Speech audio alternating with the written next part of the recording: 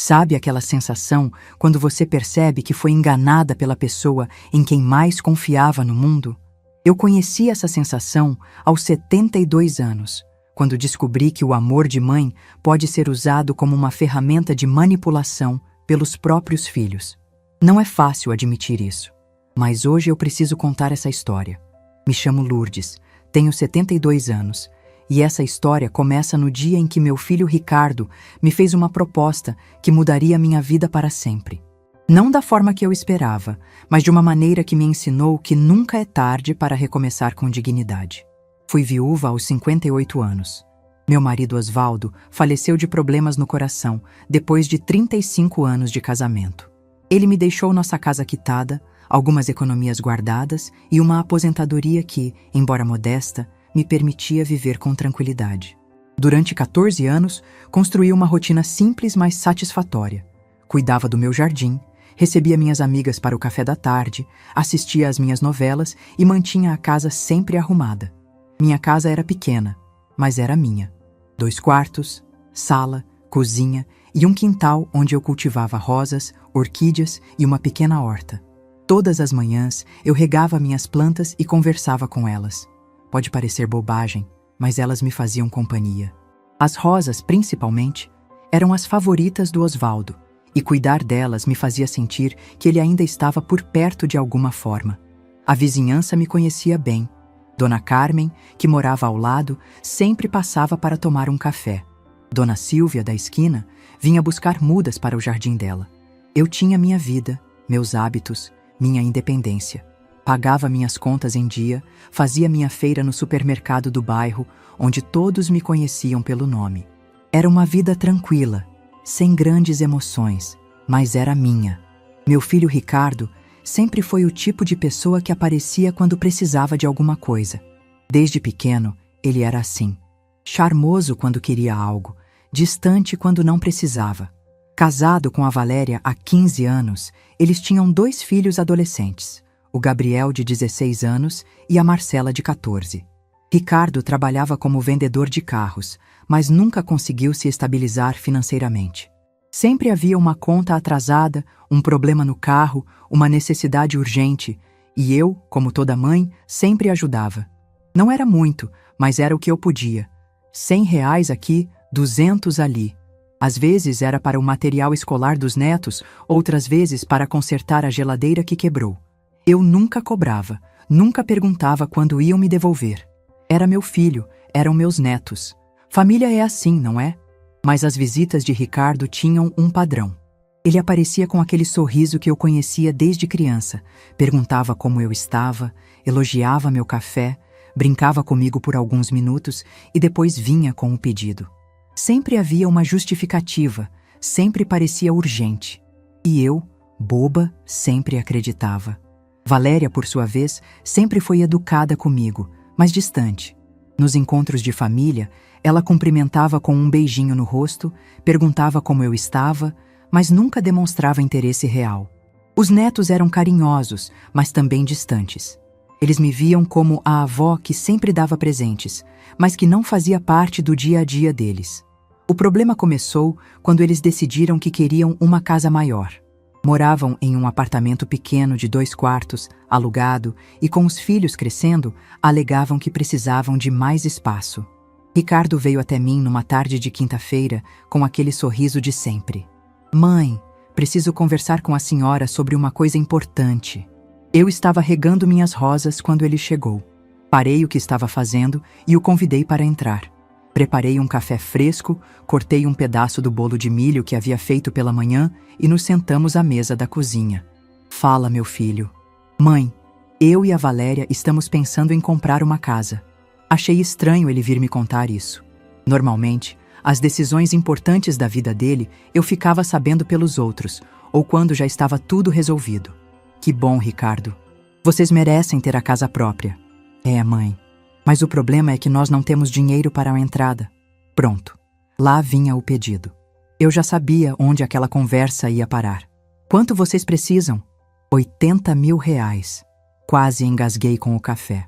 O dinheiro que eu havia guardado a vida inteira, que era minha segurança, minha garantia para qualquer emergência. Ricardo, Isso é muito dinheiro, filho. Eu sei, mãe, mas escuta só a proposta que eu tenho. Ele se inclinou para a frente, com aquele olhar persuasivo que eu conhecia tão bem. Se a senhora nos ajudar com a entrada, nós podemos morar todos juntos. A casa tem 3 quartos, um quintal grande, fica em um bairro bom. A senhora não vai mais ficar sozinha e nós podemos cuidar da senhora quando precisar. A proposta me pegou de surpresa. Morar com a família, ter meus netos por perto, não ficar mais sozinha. A ideia era tentadora. Aos 72 anos, eu realmente começava a sentir o peso da solidão. Principalmente nas noites longas, quando assistia televisão sozinha e pensava em como seria bom ter alguém para conversar. Você tem certeza disso, Ricardo? Morar todos juntos não é fácil. Tenho certeza, mãe. A senhora pode continuar com suas plantas. Vai ter um quintal muito maior para o jardim. Os meninos vão adorar ter a avó em casa. E a senhora vai ver como vai ser bom. Ele puxou o celular e me mostrou fotos da casa. Realmente era linda. 3 quartos, sendo um com suíte, sala ampla, cozinha espaçosa e um quintal grande com algumas árvores frutíferas.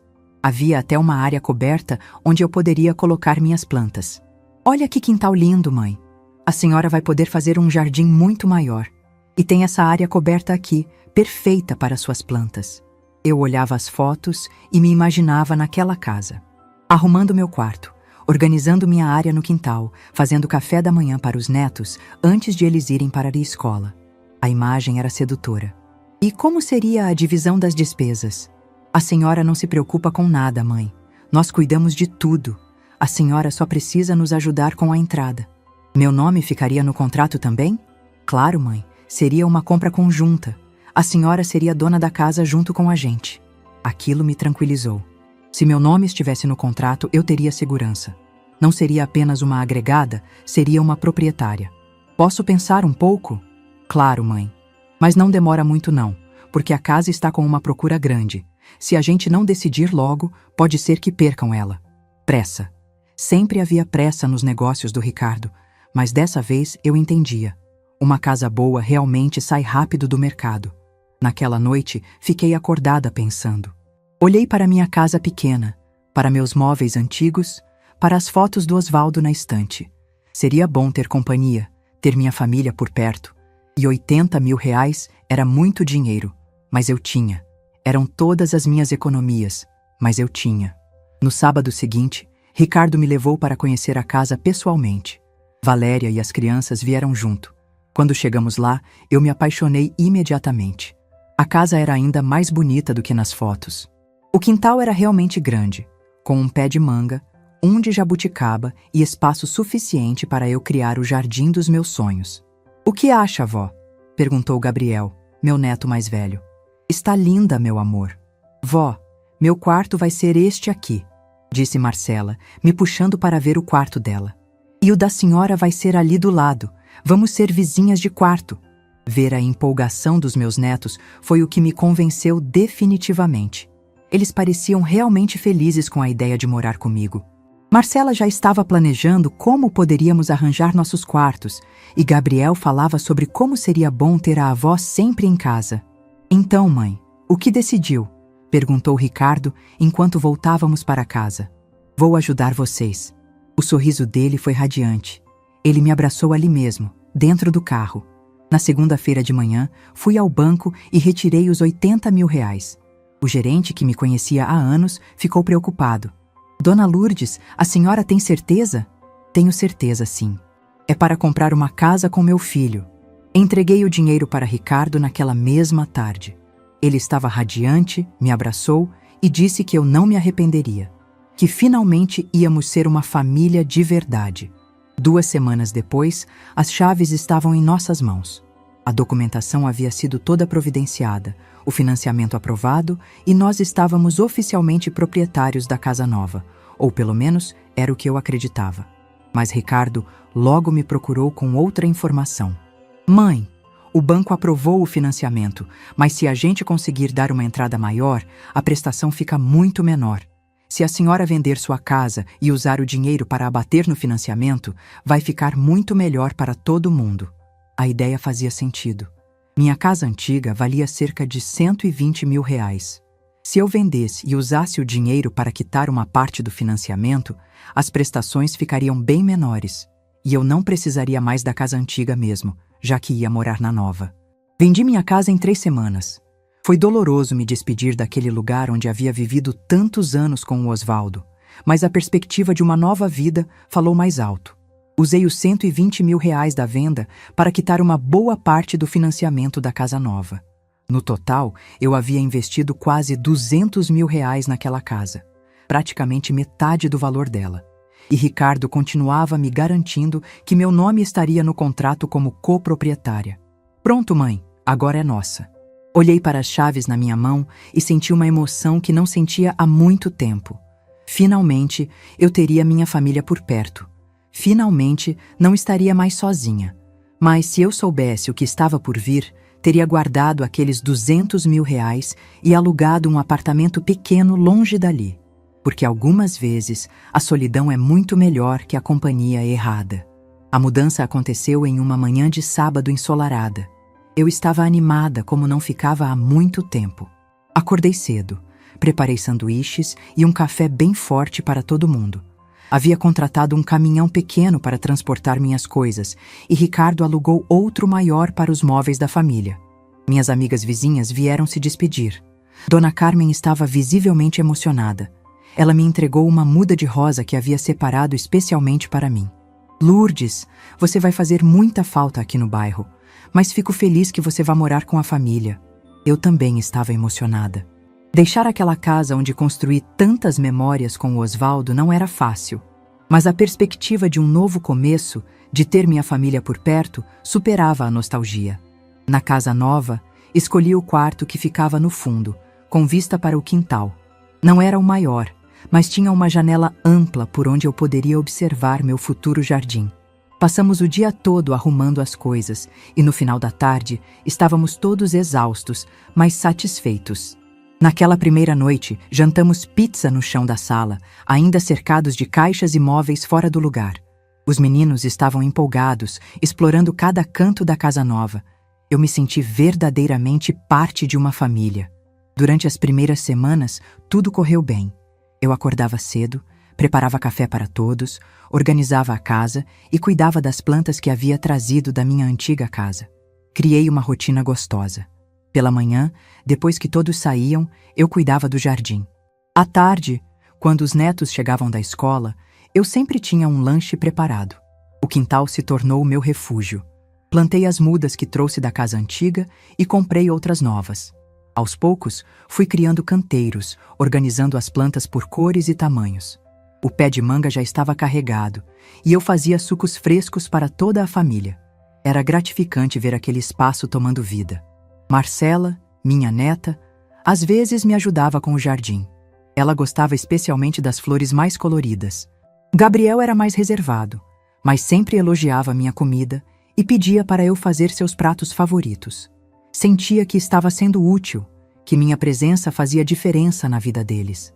Mas foi durante o 3º mês que comecei a perceber algumas mudanças sutis. Pequenas coisas que, isoladamente, não significavam muito, mas que juntas começaram a formar um padrão desconfortável. A primeira coisa que notei foi na forma como Ricardo e Valéria falavam sobre as decisões da casa. Quando chegaram alguns móveis novos para a sala, eles os posicionaram sem me perguntar nada. Quando questionei se não seria melhor colocar o sofá em outro lugar, Valéria respondeu: "Ah, Lourdes, a gente já pensou sobre isso. Fica melhor assim mesmo." Não era exatamente grosseria, mas havia uma firmeza na resposta que me deixou desconfortável, como se minha opinião não fosse necessária. Outro episódio aconteceu quando quis trocar as cortinas da sala. Eram muito escuras para meu gosto e eu havia encontrado umas muito bonitas em uma promoção. Quando mostrei para Valéria, ela disse que ia conversar com Ricardo antes de decidir qualquer coisa. É que mudança na decoração afeta todo mundo, né? Precisa ser algo que agrade a família toda. Família toda. Eu não estava incluída nessa decisão, aparentemente. As visitas também começaram a me incomodar. Quando amigos de Ricardo e Valéria vinham à casa, eu era apresentada de uma forma que me deixava constrangida. Esta é minha sogra, a mãe do Ricardo. Ela teve que vir morar aqui com a gente. teve que vir morar com a gente. Como se eu fosse uma agregada que eles haviam acolhido por bondade. Nunca mencionavam que eu havia ajudado a comprar a casa, que aquele também era meu lar. O pior aconteceu durante um churrasco que fizemos para alguns familiares. Meu cunhado Antônio, irmão do Ricardo, elogiou a casa e perguntou como havia sido a negociação.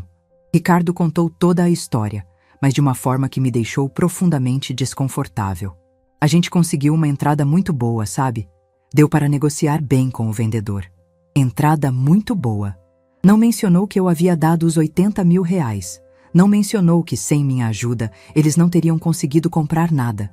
Quando tentei complementar, dizendo que também havia contribuído para a compra, Ricardo rapidamente mudou de assunto. Ah, sim, mas vamos falar de coisa mais alegre. Quem quer mais carne? Senti um aperto no peito. Era como se minha contribuição fosse algo irrelevante, algo que não merecia ser mencionado. Os meses seguintes trouxeram mais sinais preocupantes. Eu continuava ajudando com as despesas da casa, mas comecei a perceber que isso era visto como uma obrigação, não como uma contribuição. Quando chegava a conta de luz, Valéria dizia: "Lourdes, a conta de luz chegou. Você pode dar sua parte?" Mas o que mais me incomodava era a forma como eu era tratada quando chegavam visitas. Parecia que eu me tornava invisível. Durante uma festa de aniversário da Marcela, eu passei a tarde toda na cozinha, preparando os salgados, organizando as coisas. Quando os convidados chegaram, eu fui apresentada como a avó que ajuda com as coisas da casa. Ajuda com as coisas da casa. Como se eu fosse uma empregada doméstica, não a avó que estava comemorando o aniversário da própria neta. Comecei a me sentir cada vez mais deslocada. Nas reuniões familiares, eu era sempre a última a dar opinião sobre qualquer assunto. Quando discutiam sobre as férias da família, minha preferência não era consultada. Quando decidiam sobre reformas na casa, eu era apenas informada das decisões. O jardim se tornou meu único refúgio. Era o único lugar onde eu me sentia verdadeiramente dona do espaço. Mas até isso começou a ser questionado. Quando quis plantar algumas árvores frutíferas, Ricardo disse que precisava consultar Valéria primeiro. Foi durante uma tarde de domingo que tudo ficou ainda mais claro. Eu estava na cozinha, preparando o almoço, quando ouvi uma conversa entre Ricardo e Valéria no quarto deles. Eles estavam discutindo sobre algumas mudanças que queriam fazer na casa. "Acho que podemos transformar aquele quarto dos fundos em um escritório", disse Valéria. "Seria perfeito para você trabalhar em casa." Quarto dos fundos. Meu quarto. Eles estavam falando sobre transformar meu quarto em escritório, como se eu não existisse. "Mas e minha mãe?" perguntou Ricardo. "Ela pode dormir na sala." Naquela noite, deitada na minha cama, eu olhei para o teto e tentei entender o que estava acontecendo. Havia algo errado, mas eu não conseguia colocar o dedo na ferida. Sentia que estava perdendo espaço na minha própria casa. Mas como poderia ser minha casa se eu era tratada como uma convidada? Foi então que resolvi prestar mais atenção nos detalhes. Comecei a observar as conversas, as decisões, a forma como era tratada. Mas ainda havia uma esperança dentro de mim. Talvez eu estivesse sendo paranoica. Talvez as coisas melhorassem com o tempo. Talvez eu só precisasse ser mais paciente.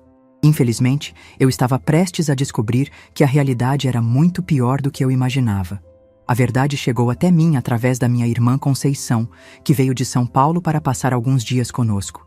Ela estava aposentada há 2 anos e havia decidido viajar mais, visitar os familiares que não via há muito tempo. Eu fiquei genuinamente feliz com a visita. Conceição sempre foi a mais esperta entre nós duas. E eu sentia que precisava desabafar com alguém sobre os desconfortos que vinha sentindo. Ela chegou numa quinta-feira à tarde, carregando uma mala pequena e um sorriso largo. Nos abraçamos no portão da casa e eu senti aquele alívio que só uma irmã pode proporcionar. Conceição tinha 69 anos, 3 a menos que eu, mas sempre pareceu mais nova. Cabelos bem cuidados, roupas elegantes, postura ereta. Ela havia sido professora durante toda a vida e tinha uma personalidade forte, direta. "Lourdes, que casa linda! Você não me contou que era tão grande assim." Mostrei toda a casa para ela com orgulho. O quarto que preparei para sua estadia, o meu jardim que já estava florido, a cozinha espaçosa onde eu passava boa parte do dia. Conceição elogiou tudo, mas eu percebi que ela observava os detalhes com atenção. Ela sempre foi assim, analítica. Durante o jantar, Ricardo e Valéria foram educados com ela, mas mantiveram certa distância. Conceição tentou puxar conversa sobre a compra da casa, sobre os planos da família, mas as respostas eram evasivas. Eu notei que eles evitavam entrar em detalhes sobre como haviam conseguido comprar a casa. Nos 2 primeiros dias, eu e Conceição aproveitamos para colocar a conversa em dia. Ela me contou sobre sua vida em São Paulo, sobre os filhos dela que estavam bem encaminhados na vida, sobre os netos que já estavam na faculdade. Eu, por minha vez, falei sobre minha rotina, sobre como estava sendo morar com a família. Mas Conceição é esperta. Ela percebeu que havia algo me incomodando, mesmo eu tentando disfarçar. No 3º dia, enquanto tomávamos café na cozinha pela manhã, ela foi direta ao ponto. Lourdes, você não parece a mesma pessoa de antes. Está tudo bem mesmo? Eu hesitei. Não sabia como explicar aquela sensação de deslocamento, aquela impressão de que não pertencia completamente àquele lugar. Às vezes eu me sinto meio perdida aqui. Perdida como? Não sei explicar direito. É como se eu fosse uma visita que está demorando muito para ir embora. Conceição franziu a testa. Ela tinha aquele jeito de olhar que me fazia sentir que estava sendo analisada. Mas você ajudou a comprar esta casa, não foi? Você me contou que deu a entrada. Sim, dei os R$80 mil e quase todo o valor da casa antiga. Então seu nome está no contrato da casa? A pergunta me pegou desprevenida. Era uma pergunta óbvia, mas que eu nunca havia verificado diretamente. Ricardo havia me garantido que meu nome estaria no contrato, mas eu nunca havia visto os documentos. Deve estar, Ricardo disse que estaria. O olhar de Conceição se tornou ainda mais sério. Lourdes, você nunca viu o contrato? Não, eu confiei no Ricardo. Conceição não disse nada, mas eu vi em seus olhos uma preocupação que me deixou inquieta. Ela mudou de assunto, mas eu percebi que aquela conversa havia plantado uma semente de dúvida em minha mente. Foi no sábado que tudo desmoronou. Conceição havia acordado cedo e estava me ajudando a preparar o café da manhã. Ela elogiou a organização da cozinha, os temperos que eu havia comprado, a forma como eu mantinha tudo sempre limpo e arrumado. Você realmente transformou esta casa em um lar, Lourdes.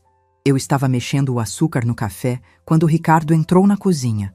Ele havia acordado mais tarde, como sempre fazia nos fins de semana, e estava com aquele humor matinal que eu conhecia bem, meio irritado, precisando de café para acordar direito.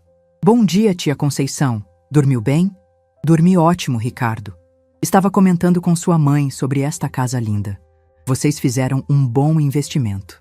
Ricardo pegou uma xícara de café e se apoiou no balcão da cozinha. Ele deu um sorriso que não chegou aos olhos. Investimento? Qual investimento? Conceição olhou para ele com surpresa. Ora, a casa. Lourdes me contou que vocês compraram juntos. Foi então que Ricardo soltou uma risada. Uma risada que me gelou o sangue. Não era uma risada de alegria. Era uma risada de escárnio, de superioridade. Juntos, a casa é minha e da Valéria. O silêncio que se seguiu foi ensurdecedor.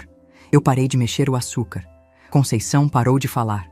Até os ruídos da manhã pareceram cessar. Como assim? Perguntou Conceição com uma voz controlada que eu conhecia bem. Era a voz que ela usava quando estava tentando não explodir. Exatamente o que eu disse. A casa é minha e da Valéria. O nome da minha mãe nem está no contrato. As palavras atingiram meu peito como socos. Senti o mundo girar ao meu redor. Agarrei-me ao balcão da cozinha para não cair. Mas Ricardo, disse Conceição, sua mãe me disse que ela quase metade do valor da casa. Ela nos ajudou sim, mas a casa é nossa. Ela mora aqui porque a gente deixa. Porque a gente deixa. Essas palavras ecoaram na minha mente como um eco doloroso. Eu tinha gastado todas as minhas economias, vendido minha casa, mudado minha vida inteira, e agora descobria que eu morava ali por benevolência. Conceição me olhou com uma expressão de horror e indignação. Ela abriu a boca para dizer algo, mas eu a interrompi. Conceição, você pode me deixar sozinha com o Ricardo? Minha voz saiu mais firme do que eu esperava. Conceição hesitou, mas obedeceu. Ela saiu da cozinha, mas eu sabia que ela não havia ido longe. Ricardo, isso é verdade? O que é verdade, mãe? Que meu nome não está no contrato. Ele deu de ombros, como se estivesse falando sobre o tempo. Olha, mãe, a senhora sabe como é. Colocar o nome da senhora no contrato ia complicar as coisas. Ia ter que pagar mais impostos, ia ter mais burocracia. Foi melhor assim. Mas você me garantiu que meu nome estaria no contrato. Eu disse que a gente ia ver, não que ia estar. Mentira. Ele havia me garantido categoricamente que meu nome estaria no contrato.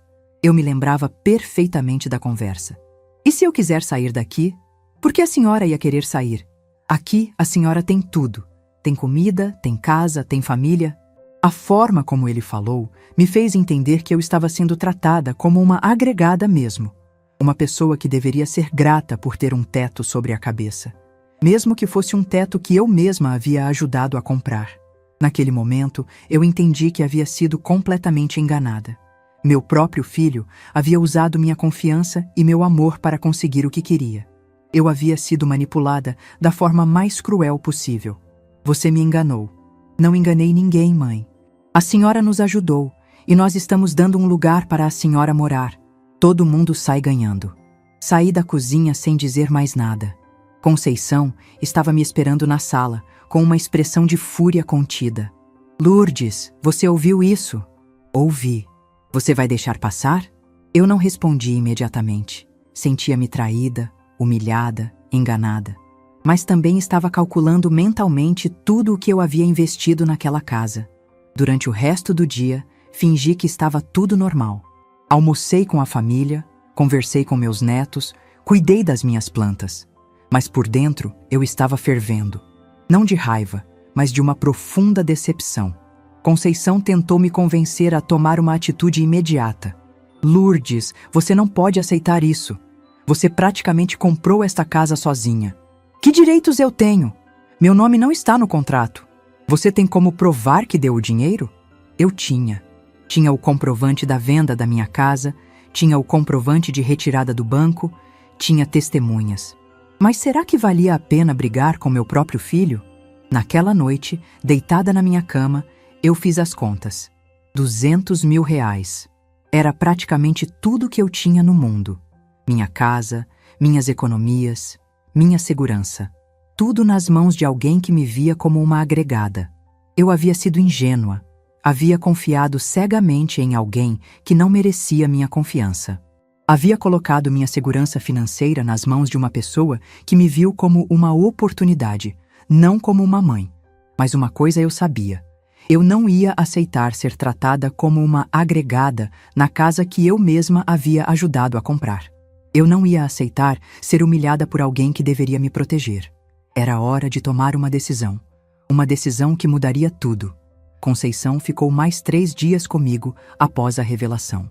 Ela queria ter certeza de que eu não ia fazer nenhuma besteira, mas principalmente queria me ajudar a entender a real dimensão do que havia acontecido comigo.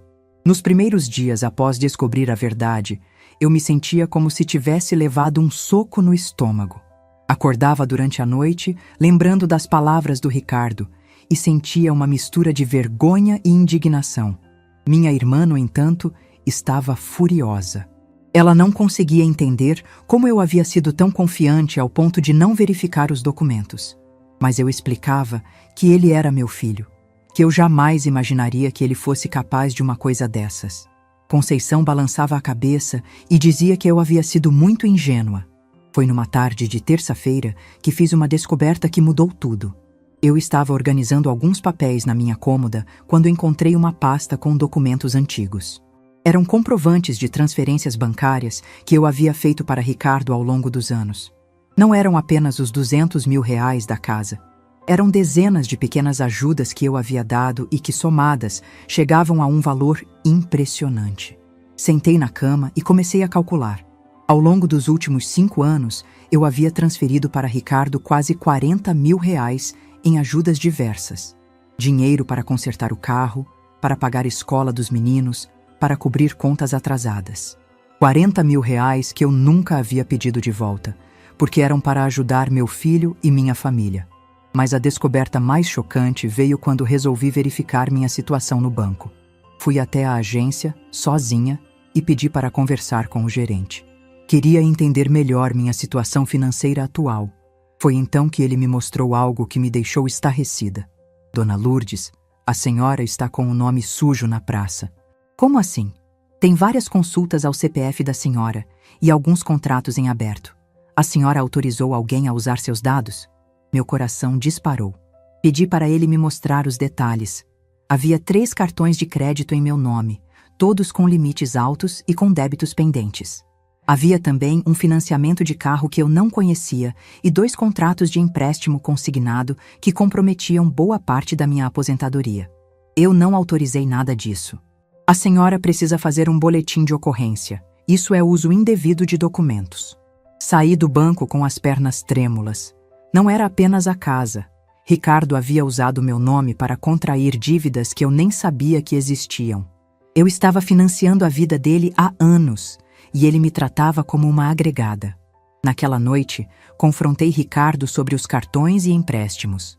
Ele estava assistindo televisão na sala quando mostrei os papéis que o gerente havia me dado. Ricardo, você pode me explicar isso?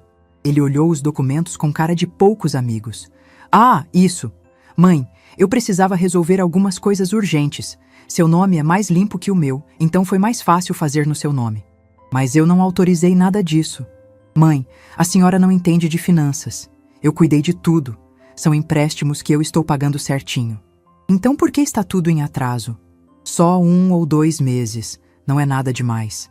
Não é nada demais. Meu nome estava sujo, minha aposentadoria estava comprometida e para ele não era nada demais. E se eu quiser cancelar tudo? Relaxa, eu resolvo isso. Relaxa.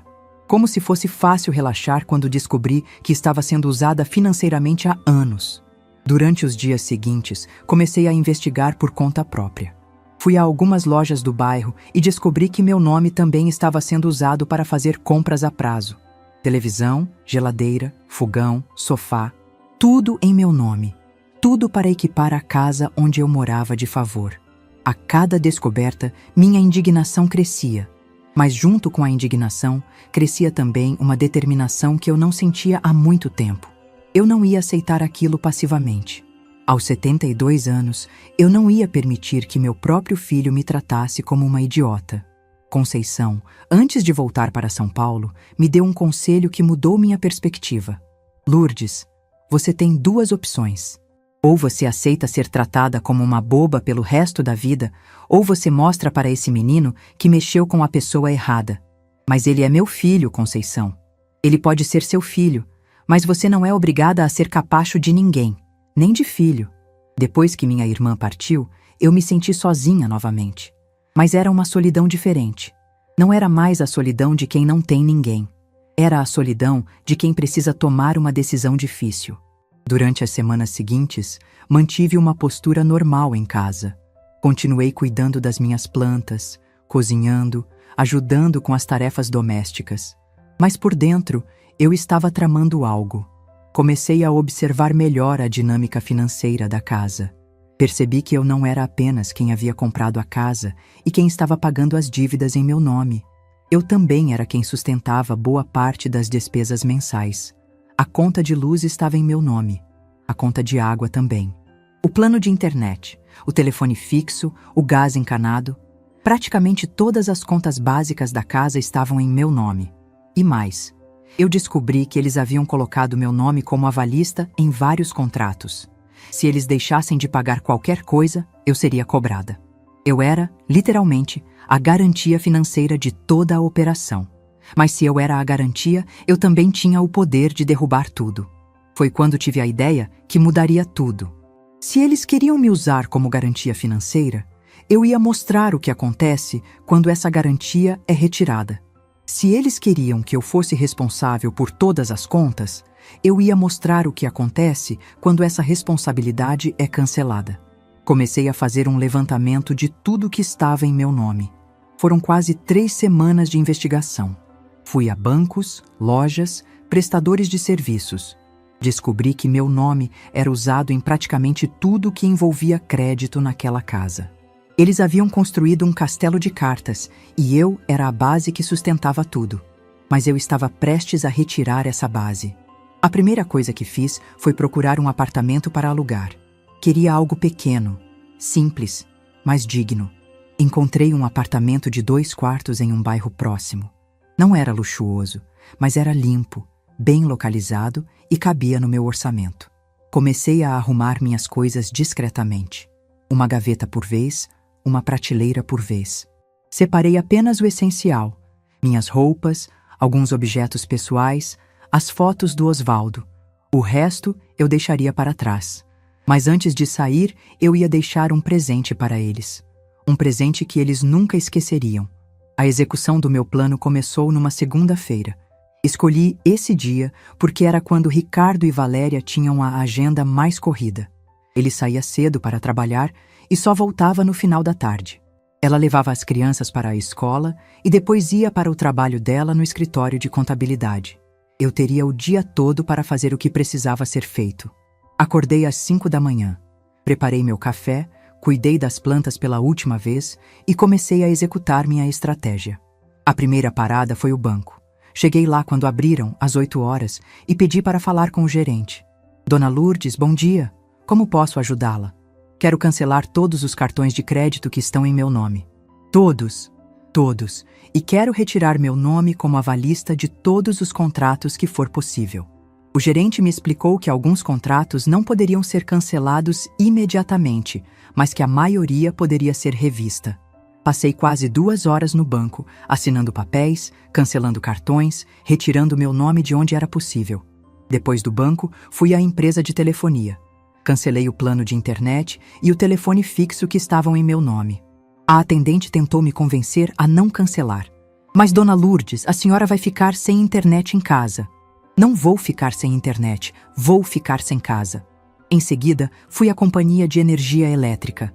Cancelei a conta de luz que estava em meu nome. Depois, fui à companhia de água e esgoto. Cancelei também. Gastei o dia inteiro correndo atrás de cancelamentos. Quando terminei, eram quase 4 da tarde. Voltei para casa e comecei a fase final do meu plano. Arrumei minhas últimas coisas, coloquei tudo em 2 malas grandes e chamei um táxi. Antes de sair, deixei um bilhete na mesa da cozinha. Não um bilhete longo, explicativo. Apenas uma mensagem direta. Já que a casa é de vocês, paguem vocês também as contas. Não me procurem. Fechei a porta de casa e fui para o meu apartamento novo. Era pequeno, mas era meu. Paguei 3 meses de aluguel adiantado com o dinheiro que ainda tinha guardado. Não era muito, mas era suficiente para me dar tempo de me organizar. Naquela primeira noite no apartamento, me senti estranha. Não era bem tristeza, não era bem alívio. Era uma sensação de liberdade misturada com incerteza. Mas pela primeira vez em meses, eu dormi em paz. Ricardo me ligou no dia seguinte, por volta das 7 da manhã. Eu estava tomando café quando o telefone tocou. Mãe, que história é essa? Por que a senhora saiu de casa? Você mesmo disse que eu morava aí porque vocês deixavam. Agora vocês não deixam mais. Desliguei o telefone e o mantive no silencioso pelo resto do dia. Sabia que ele ia tentar me ligar muitas vezes, mas eu não queria conversar. Não ainda. Durante os dias seguintes, organizei minha nova vida. Comprei alguns móveis básicos, organizei minha pequena cozinha, arrumei meu quarto. Encontrei um cantinho na varanda onde poderia colocar algumas plantas. Não era o jardim grande que eu tinha antes, mas era meu. No final da primeira semana, Valéria apareceu na minha porta. Ela estava com cara de poucos amigos, mas tentou manter a educação. Valéria ficou mais 15 minutos na minha porta, tentando me convencer a voltar. Prometeu que eles iam me respeitar mais, que iam me consultar sobre as decisões da casa. Mas era tarde demais. Eu já havia tomado minha decisão. No final da segunda semana, Ricardo apareceu com os 2 filhos. Ele achou que usar as crianças ia me convencer a voltar. Vó, por que a senhora não mora mais com a gente? Perguntou Marcela. Porque às vezes os adultos precisam fazer escolhas difíceis, meu amor. Aquilo me doeu. Eu realmente sentia falta dos meus netos. Mas não podia voltar a ser tratada como uma agregada na casa que eu mesma havia ajudado a comprar. Ricardo tentou uma abordagem diferente. Mãe, vamos fazer assim. A senhora volta para casa e colocamos seu nome no contrato. Fica tudo certinho. Não quero mais. Ricardo tentou argumentar, mas eu não dei ouvidos. Fechei a porta e deixei claro que não ia mudar de ideia. Durante o terceiro mês, as ligações diminuíram. Eu sabia que eles estavam tentando se reorganizar financeiramente sem mim. Sabia que não ia ser fácil, porque eu realmente sustentava boa parte das operações daquela casa. Foi minha vizinha antiga, Dona Carmen, que me contou o que estava acontecendo. Ela apareceu um dia no meu apartamento, curiosa para saber como eu estava. Carmen me contou que a casa estava sempre com as luzes apagadas à noite, que ela havia visto o carro do Ricardo sendo rebocado, que havia homens cobrando dívidas na porta. Eles estão passando por dificuldades, Lourdes. Não são mais problemas meus. Você não tem pena? Tenho pena de mim mesma, que demorei tanto para perceber que estava sendo usada. Carmen entendeu. Ela sabia que eu não era má, apenas estava protegendo minha dignidade. No quarto mês, recebi uma ligação de um número que não conhecia. Era um oficial de justiça, me procurando para entregar uma citação. Dona Lourdes, o senhor Ricardo entrou com uma ação contra a senhora. Que tipo de ação? Abandono de incapaz. Ele está alegando que a senhora tinha obrigação de sustentá-lo. E mesmo, meu filho estava tentando me processar por não sustentar mais a irresponsabilidade dele. Pode entregar a citação. Vou responder. Procurei um advogado e expliquei a situação. Ele me disse que a ação de Ricardo não tinha fundamento, que filho adulto não pode processar mãe por não receber ajuda financeira. Dona Lourdes, a senhora quer entrar com uma ação contra ele? Não. Quero que ele desista da ação dele. E se ele não desistir? Aí eu conto para o juiz sobre os R$200 mil que usei para comprar a casa onde meu nome não está. O advogado sorriu. Acho que ele vai desistir. E desistiu. 2 semanas depois, recebi uma ligação dele dizendo que havia retirado a ação. 6 meses haviam se passado desde que saí daquela casa. Minha vida no apartamento pequeno havia se tornado uma rotina tranquila e reconfortante. Acordava cedo, fazia meu café, cuidava das minhas plantas na varanda e assistia às minhas novelas. Era uma vida simples, mas era genuinamente minha. Eu havia criado um cantinho especial na varanda onde cultivava algumas das mudas que consegui salvar do jardim anterior. Não era o jardim grande que eu tinha antes, mas cada folha que brotava ali me trazia uma satisfação que eu não sentia há muito tempo. Era o prazer de cuidar de algo que era verdadeiramente meu, sem precisar pedir permissão ou explicação para ninguém. Minha aposentadoria, que antes era comprometida com empréstimos e financiamentos que eu nem sabia que existiam, agora rendia para uma vida digna. Descobri que, sem sustentar os caprichos financeiros de Ricardo, eu conseguia viver bem, pagar minhas contas em dia e ainda guardar um pouco para emergências. Fiz amizade com algumas vizinhas do prédio. Dona Esther, que morava no apartamento ao lado, era uma senhora viúva como eu, e nos tornamos companheiras de café da tarde. Ela me contou que também havia passado por problemas familiares relacionados a dinheiro, então entendia perfeitamente minha situação. Lourdes, às vezes a família da gente causa mais problema que estranho na rua. É verdade, Esther.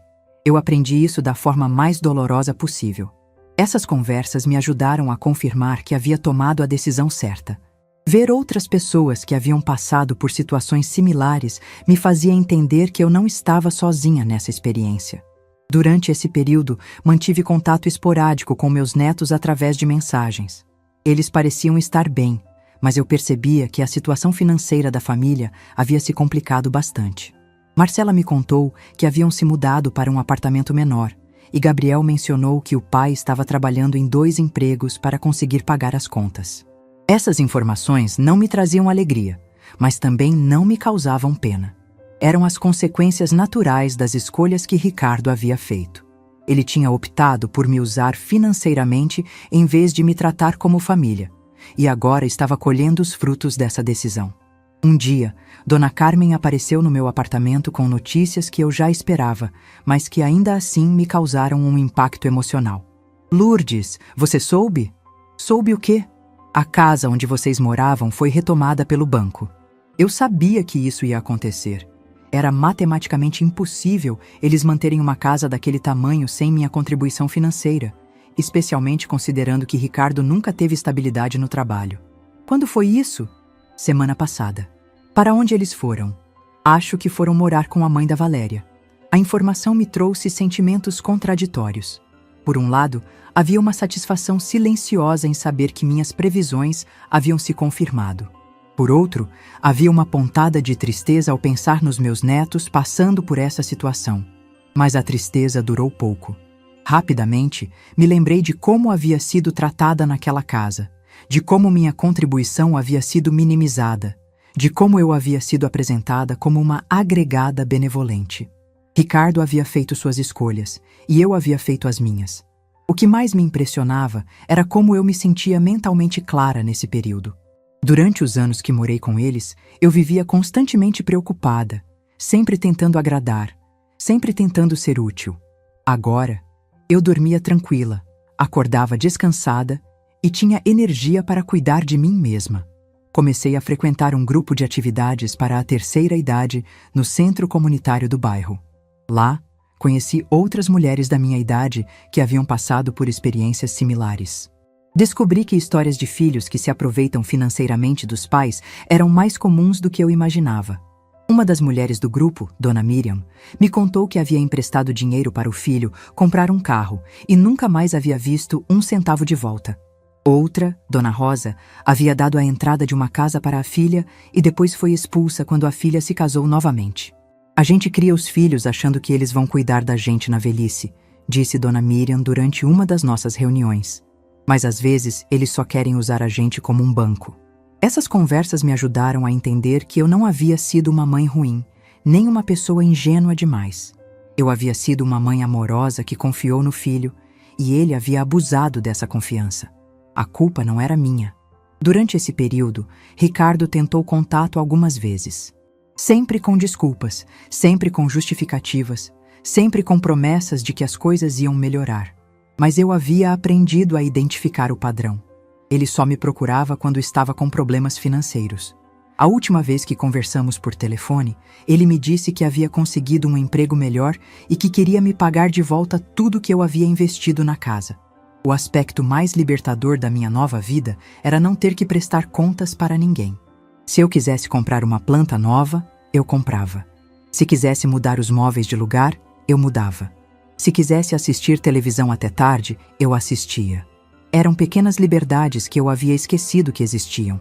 Comecei a fazer pequenas viagens de um dia para cidades vizinhas. Coisa que eu nunca havia feito sozinha, mas que descobri ser muito prazerosa. Visitei museus, feiras de artesanato, parques. Redescobri o prazer de fazer coisas apenas porque eu queria, não porque alguém esperava que eu fizesse. Uma das descobertas mais importantes desse período foi que eu não precisava ser útil para ser valorizada. Durante décadas, eu havia baseado minha autoestima na minha capacidade de ajudar os outros, de ser necessária. Agora, eu estava aprendendo que meu valor não dependia do que eu fazia pelos outros, mas simplesmente do fato de eu existir. Essa descoberta mudou minha perspectiva sobre relacionamentos familiares. Eu comecei a entender que amor verdadeiro não cobra, não manipula, não se aproveita. Amor verdadeiro respeita, valoriza, protege. E o que eu havia recebido do Ricardo não era amor, era exploração disfarçada de necessidade familiar. 2 anos haviam se passado desde que tomei a decisão de mudar minha vida. Nesse período, eu havia experimentado uma transformação pessoal que jamais imaginei ser possível. Não era apenas uma mudança de endereço. Era uma mudança completa de perspectiva sobre mim mesma e sobre o que eu merecia da vida. Minha rotina no apartamento havia se tornado algo precioso. Eu acordava quando meu corpo pedia, não quando alguém esperava que eu preparasse café da manhã. Cuidava das minhas plantas com a paciência de quem tem tempo para observar cada folha nova que brotava. Lia livros que havia comprado e nunca conseguira terminar porque sempre havia alguma tarefa doméstica me esperando. O grupo de atividades para a terceira idade havia se tornado parte importante da minha vida. Não apenas pelas amizades que formei, mas porque me ajudou a entender que existem diferentes formas de envelhecer. Eu podia escolher ser a senhora amargurada que foi abandonada pela família, ou podia escolher ser a mulher que descobriu sua força e independência na maturidade. Escolhi a segunda opção. Comecei a fazer trabalhos voluntários em uma creche do bairro. 2 vezes por semana, eu ia lá contar histórias para as crianças pequenas. Era gratificante ver seus olhinhos brilhando quando eu abria o livro e começava a narrar. Elas me chamavam de Vovó Lourdes e sempre corriam para me abraçar quando eu chegava. Esse trabalho me trouxe uma satisfação que eu não sentia há muito tempo. Era o prazer de ser genuinamente útil, de contribuir para algo maior que eu mesma, sem que ninguém me cobrasse ou me fizesse sentir que eu estava sendo explorada. Durante esse período, Ricardo tentou contato algumas vezes, mas as tentativas foram se espaçando. Ele havia entendido que eu não mudaria de ideia, que eu não voltaria a ser a fonte de financiamento da família. Nas últimas conversas que tivemos, ele parecia mais resignado, menos insistente. Meus netos, agora mais velhos, começaram a me visitar com mais frequência. Marcela vinha ao meu apartamento quase todo sábado. Ela me ajudava com as plantas e eu ensinava algumas receitas que ela queria aprender. Era um relacionamento muito mais saudável do que o que tínhamos antes. Comecei a fazer um curso de pintura em tela. Era algo que sempre tive vontade de fazer, mas nunca havia tido tempo. Descobri que tinha um talento natural para paisagens, e minhas primeiras obras ficaram expostas na parede do meu apartamento. E era isso. Pela primeira vez na vida, eu estava fazendo algo apenas porque me dava prazer, não porque alguém esperava algo de mim ou porque eu poderia ganhar dinheiro com isso. Durante o 3º ano da minha nova vida, recebi uma notícia que me fez refletir profundamente sobre as escolhas que todos nós fazemos. Dona Carmen me contou que Ricardo havia conseguido um emprego melhor e que a família havia se mudado para uma casa alugada em um bairro mais distante. Ele perguntou se eu sabia como você estava, ela me disse. E você disse o quê? Disse que você estava vivendo sua melhor vida. E era verdade. Eu estava vivendo minha melhor vida. Não a vida mais confortável financeiramente, não a vida mais agitada socialmente, mas a vida mais autêntica que eu já havia vivido. Fiz uma reflexão importante nesse período. Eu havia passado décadas da minha vida tentando ser amada através da minha utilidade. Cozinhava, limpava, ajudava financeiramente, cuidava de todos, sempre esperando que isso me garantisse um lugar especial no coração das pessoas. Mas amor verdadeiro não funciona assim. Amor verdadeiro não é uma transação. Não é um pagamento por serviços prestados. Amor verdadeiro é incondicional, é respeitoso, é recíproco. O que eu havia recebido do Ricardo não era amor, era conveniência disfarçada de necessidade familiar. Hoje, quando olho para minha vida, sinto gratidão. Gratidão por ter tido a coragem de mudar aos 72 anos. Gratidão por ter descoberto que eu era mais forte do que imaginava. Gratidão por ter aprendido que meu valor não dependia do que eu fazia pelos outros. Se essa história tocou seu coração, deixe seu like, se inscreva no canal e comente aqui embaixo. No meu lugar, o que você faria? Sua mensagem pode iluminar o dia de alguém.